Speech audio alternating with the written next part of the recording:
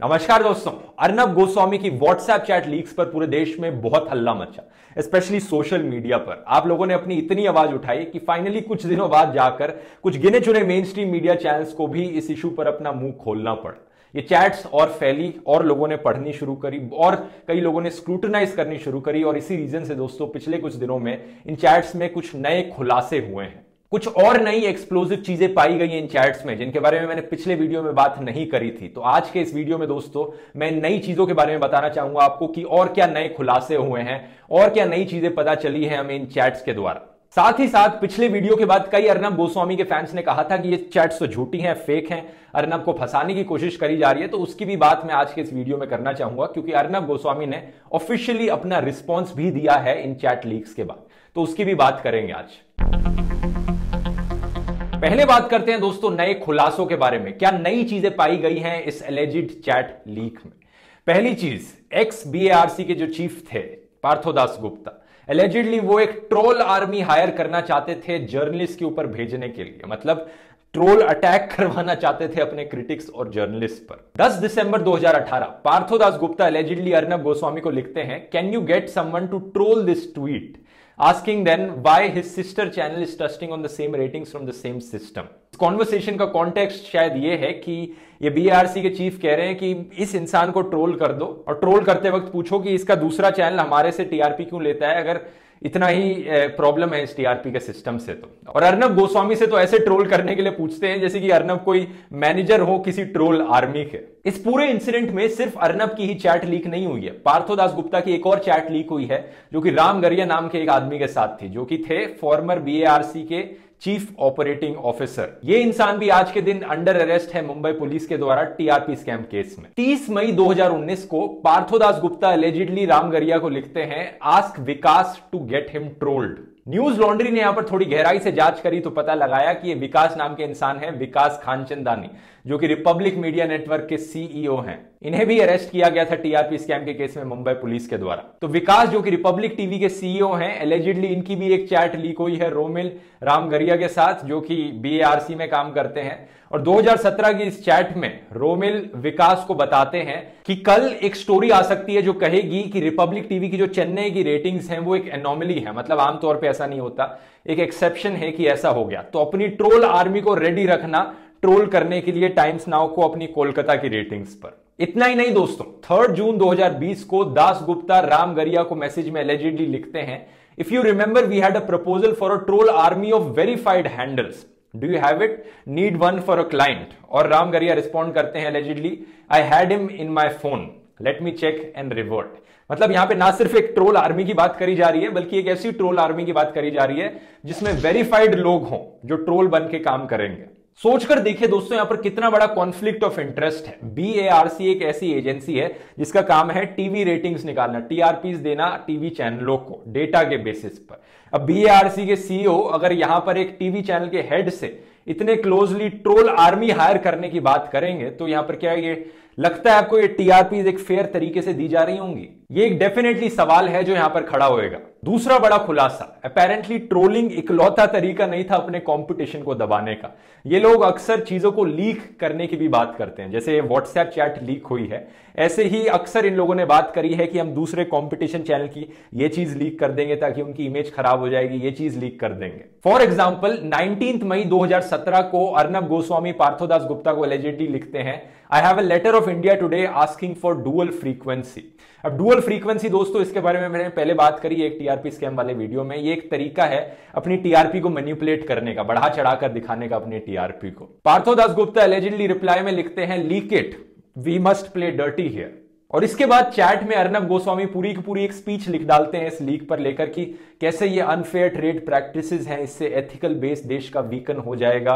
और मजे की बात यह है दोस्तों कि मुंबई पुलिस ने एक्चुअली एलेज किया है रिपब्लिक टीवी खुद डुअल फ्रीक्वेंसी का इस्तेमाल कर रहा था अपनी टीआरपीज मैनिपुलेट करने के लिए। आगे की चैट से पार्थोदास गुप्ता और अर्नब गोस्वामी की करीबी दोस्ती भी सामने आती है। 6 जुलाई 2017 की एक चैट में पार्थोदास गुप्ता एलिजिडली अर्नब गोस्वामी से पूछते हैं, स्पाई कैम्स और समथिंग, कि स्पाई कैम्स हैं क्या तुम्हारे पास? और अर्नब गोस्वामी रिप्लाई करते हैं कि हाँ है, मैं भिजवाता हूं बाद में। सोचकर देखिए एक बीएआरसी के सीईओ को स्पाई कैम्प्स की क्या जरूरत पड़ी, और जरूरत पड़ी भी तो एक न्यूज एंकर से क्या पूछा जा रहा है उसके लिए। तीसरा बड़ा खुलासा, इन चैट लीक्स को देखकर दोस्तों यह चीज बड़ी क्लियर हो जाती है कि अर्नब गोस्वामी जो टीवी पर बोलते हैं, जिसका नाटक करते हैं, जो हल्ला मचाते हैं टीवी पर, और जो प्राइवेटली जिन चीजों में बिलीव करते हैं, उसमें जमीन आसमान का अंतर है। फॉर एग्जाम्पल 10 अप्रैल 2019 को इलेक्शन से करीब एक महीने पहले पार्थोदास गुप्ता एलिजिडली अर्नब गोस्वामी को लिखते हैं, NM/AS should first rejig finance ministry in the second term. The economy is screwed no matter what we tell outside. अब ये NM और AS कौन हो सकते हैं? मैं सोचता हूं तो मेरे दिमाग में तो आ नहीं रहा कि कौन हो सकते हैं ये NM और AS, लेकिन आपके दिमाग में अगर कुछ आता है तो आप नीचे कमेंट्स में लिखकर बता सकते हो। लेकिन जो भी है ये NM AS, ये कह रहे हैं पार्थोदास गुप्ता की फाइनेंस मिनिस्ट्री को चेंज करने की जरूरत है क्योंकि इकोनॉमी का यहां पर सत्यानाश हो चुका है। हम चाहे जो भी नाटक करते रहें, जनता को बेवकूफ बनाते रहें कि इकोनॉमी अच्छी है, सब चंगा है यहां पर, लेकिन हम रियलिटी में जानते हैं कि इकोनॉमी का सत्यानाश हो चुका है। लेकिन क्या आपने कभी भी अर्नब गोस्वामी को ये चीजें टीवी पर चिल्लाते हुए सुना कि इकोनॉमी खराब हो गई है, यहां पर जेटली एक बहुत बड़े फेलियर है? कभी नहीं सुना। ये चीजें बस प्राइवेट चैट्स के लिए काफी है, टीवी पर एक नया ही नाटक रचना है।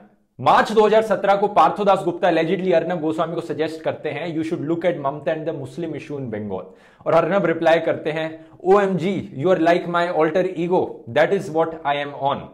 और अपेरेंटली ऐसे इश्यूज को सिर्फ बिजनेस और टीआरपी की सेंस से देखा जाता था। चैट्स में आगे के मैसेजेस हैं, you have tremendous following in Bengal so milk it. तो ये थी कुछ नई चीजें दोस्तों जो इस व्हाट्सएप चैट लीक से सामने आई।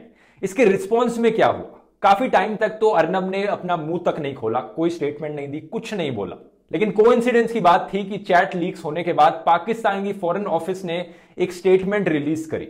इस स्टेटमेंट में कहा गया, the recent transcripts revelations in India further vindicate our consistent position that RSS BJP government stages false flag operations, maligns Pakistan with terrorism related allegations, stokes hyper nationalism in its bid to win elections. बस यही छोटी सी statement काफी थी कि अर्नब का मुंह एकदम से खुल गया।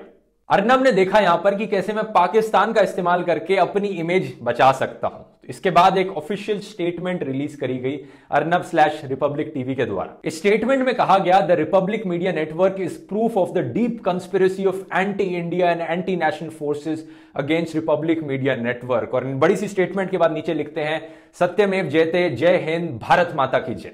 कमाल की बात यह थी दोस्तों, इस पूरी स्टेटमेंट में व्हाट्सएप और चैट शब्द का कहीं कोई इस्तेमाल नहीं किया गया। मतलब लोग एक्सपेक्ट कर रहे थे कि अर्नब गोस्वामी अपना रिस्पॉन्स देंगे कि ये इनकी चैट लीक हुई है तो इनका क्या कहना है, क्या ये चैट सच है या ये चैट झूठ है।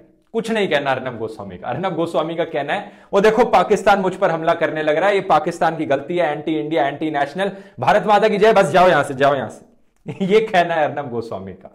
ये एक टिपिकल एग्जांपल है दोस्तों स्ट्रॉ मैन आर्ग्यूमेंट का, एक टाइप की लॉजिकल फैलेसी। वैसे लॉजिकल फैलेसीज के बारे में मैंने इस वीडियो में समझाया है, डिटेल में जानना चाहते हैं आप डिस्क्रिप्शन में इस वीडियो को देख सकते हैं। स्ट्रॉ मैन आर्ग्यूमेंट बेसिकली क्या है, आपसे कुछ सवाल पूछा जाता है, कोई आर्ग्यूमेंट दिया जाता है किसी एक इशू को लेकर, और आप उसका जवाब देते हैं उस इशू को साइड में हटाकर एक नया स्ट्रॉ मैन टाइप का इशू क्रिएट करके कि मैं इस इशू को एड्रेस कर रहा हूं। बाहर से देखने में ऐसा लगता है कि अर्नब ने जवाब दे दिया, भाई क्या जवाब दे दिया, अच्छा जवाब दे दिया। अर्नब के फैंस को यह लगेगा कि क्या मुंह तोड़ जवाब दिया है यहां पे अर्नब गोस्वामी ने anti India, anti national forces के खिलाफ। लेकिन जो लॉजिकल लोग हैं, जो समझदार लोग हैं, उन्हें दिखता है कि क्या गेम चलने लग रहा है यहां पर। अर्नब से पूछा गया कि क्या ये व्हाट्सएप चैट्स असली हैं या नकली हैं, उस इशू को, उस सवाल को एड्रेस तक भी नहीं किया। इसके बाद कांग्रेस के कुछ लीडर्स ने भी इस व्हाट्सएप चैट के इशू को उठाया, कहा इसकी पार्लियामेंट में चर्चा होनी चाहिए, अर्नब गोस्वामी को अरेस्ट किया जाना चाहिए यहां पर क्योंकि उन्होंने मिलिट्री सीक्रेट्स लीक किए हैं। और उसके रिस्पॉन्स में भी रिपब्लिक टीवी ने क्या हैशटैग चलाया, hashtag Arnab fights back. Arnab ने कहा वो कांग्रेस को सू करेंगे, लेकिन अभी भी इस सवाल का जवाब नहीं दिया कि वो चैट्स असली हैं या नकली हैं। उन्होंने जो उस चैट में कहा वो सच कहा या फिर इनको फंसाने की कोशिश करी जा रही है। इसके कुछ दिनों बाद दोस्तों एक और स्टेटमेंट निकाली गई अर्नब के द्वारा, जिसमें एक लाइन में लिखा था, rally with the truth when a journalist is targeted for a WhatsApp chat on publicly available information. अब इस स्टेटमेंट से मेरा मानना है दोस्तों, मेरा ओपिनियन है ये कि ये चीज बड़ी क्लियर हो जाती है कि अर्नब गोस्वामी बेसिकली एडमिट करने लग रहे हैं कि ये जो चैट्स लीक हुई हैं ये असली चैट्स हैं, ये इनकी खुद की चैट्स, क्योंकि ये जनता से कह रहे हैं कि मेरे को सपोर्ट करो, मैंने तो बस व्हाट्सएप में वही लिखा है जो पब्लिकली अवेलेबल इंफॉर्मेशन थी। तो इसका मतलब ये हुआ कि अर्नब गोस्वामी इनडायरेक्टली एक्सेप्ट कर रहे हैं जो व्हाट्सएप चैट्स में लिखा गया है वो इन्हीं के द्वारा लिखा गया है। क्योंकि इन 3 स्टेटमेंट्स के बाद भी दोस्तों अर्नब ने कभी भी ऐसा नहीं कहा कि ये चैट्स झूठी हैं, ये चैट्स फेक हैं, ऐसा कभी नहीं कहा गया। बस पूरे टाइम ये कहा गया कि हमें टारगेट करने की कोशिश करी जा रही है एंटी इंडिया फोर्सेस के द्वारा, एंटी नेशनल फोर्सेस के द्वारा, वही बार बार सेम नौटंकी जो और भी इश्यूज में करी जाती है अर्नब के द्वारा। इस पूरे इशू में लेटेस्ट अपडेट यह है दोस्तों कि अर्नब गोस्वामी ने एक और बार इसे डाइवर्ट करने की कोशिश करी है, लोगों का ध्यान भटकाने की कोशिश करी है। कैसे? अर्नब ने राहुल गांधी को चैलेंज किया 1-on-1 डिबेट पर। अब इस पूरे मुद्दे में यहां पर सोचकर देखिए दोस्तों, राहुल गांधी का क्या लेना देना। मुद्दा यह है कि यहां पर करप्शन एक्सपोज करी गई है, टीआरपी मैनिपुलेट करने की बात करी गई है, कोर्ट के जजेस को खरीदने की बात करी गई है, ट्रोल आर्मी भेजने की बात करी गई है कंपटीशन पर, एक न्यूज एंकर और रेटिंग एजेंसी की करीब दोस्ती दिखाई गई है। इन सारे मुद्दों पर अर्नब ने कोई स्टेटमेंट नहीं दी है। बस पाकिस्तान, राहुल गांधी और कांग्रेस को एक तरह से डिफेंस की तरह यूज किया जा रहा है कि इन्हें सामने खड़ा कर दूंगा तो कोई नोटिस ही नहीं करेगा यहां पर कि मेरी चैट लीक हुई है यहां पर और इनमें क्या कंटेंट था। उम्मीद करता हूं दोस्तों आपको इस वीडियो से कई नई इंफॉर्मेशन पता चली हो। बहुत बहुत धन्यवाद।